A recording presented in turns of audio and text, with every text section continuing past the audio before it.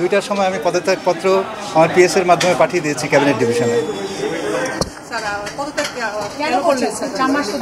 এ ব্যাপারে আমি কোনো মন্তব্য করতে চাই না। স্যার, আপনি আসার পর আমরা ভেবেছিলাম যে একেবারে শিক্ষা অনুরাগী একজন মানুষ, তিনি আসলে শিক্ষা মন্ত্রণালয়ে আসছেন। তো আপনার কি মনে হয় স্যার 4 মাসে আপনি আপনার আউটপুটটা আসলে দিতে পারেননি বা কোনো কিছু? এই ব্যাপারে আমি কোনো মন্তব্য করতে চাই না। স্যার, একটা বিষয় জানতে চাচ্ছি স্যার, পরিষ্কার করে স্যার, আপনি তো অনেক সজ্জন মানুষ, সেজন্য পরিষ্কার করছি। আপনি আজকে পদত্যাগ করেছেন, আপনার নিশ্চয়ই সব মানুষের মন খারাপ। মানে পদত্যাগটা আপনি নিজ ইচ্ছায় করেছেন নাকি এটা সরকারের পক্ষ থেকে বলা হয়েছে?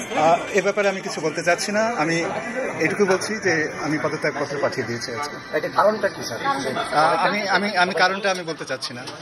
কারণের বিষয়ে আমি কিছু বলতে চাচ্ছি না।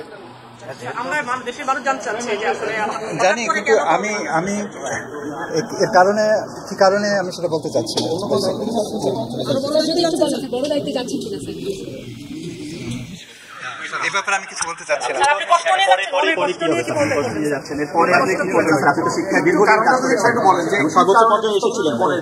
আমি এই কারণে আমি বলতে চাচ্ছি না। কি কারণে আমি বলতে চাচ্ছি না।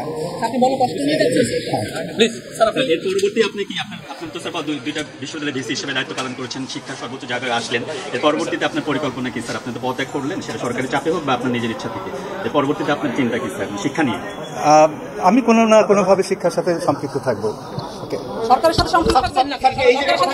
আপনি তো দীর্ঘদিন ছিলেন, শিক্ষার বর্তমান পরিস্থিতি কি এবং কি করা উচিত শিক্ষা কি দেখলেন, কেমন দেখলেন এবং কি করা উচিত শিক্ষার উন্নয়নের জন্য? আমি এই মুহূর্তে আমি কিছুই বলতে চাচ্ছি না। স্যার প্লিজ, শিক্ষার ব্যাপারে আলোচনা করতে চাই না এখন।